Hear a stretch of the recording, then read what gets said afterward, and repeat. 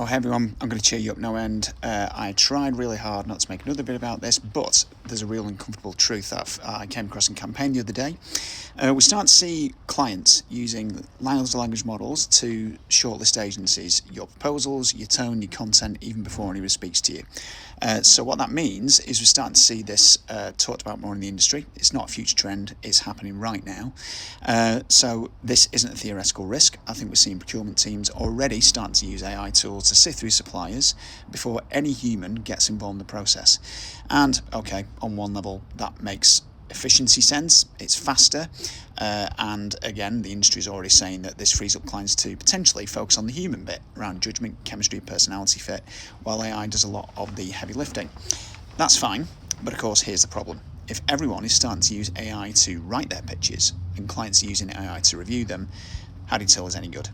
AI, I think, as most people have fallen on, it's really great. Maybe it can make an average work sound impressive. It flattens everything, which means that real expertise can get harder to spot as opposed to easier. Everything looks a bit more vanilla.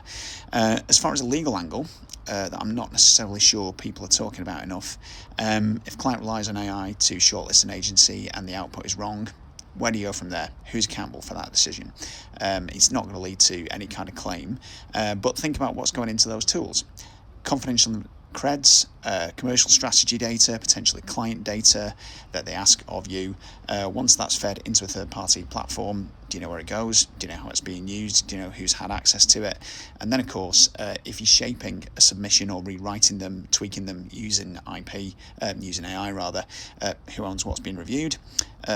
Where does that leave you? Well, I think for agencies, there are two things to be having to think about. First off, you've got to beat the machine. You've got to make it past that process by being clear, structured, evidence-led. That's going to matter more than ever because that's probably how you're going to be scored. But otherwise, when you win the work, when you get in the room, that I think leads to the big question and the big opportunity, because chemistry, judgment, trust, AI certainly can't replace that. And if AI is starting to speed up decisions, you're going to need to move more quickly to onboard these clients once you get past all of these barriers. Clear scopes, proper kinds of contract, terms that deal with AI around ownership, risk, how you're going to use the tools.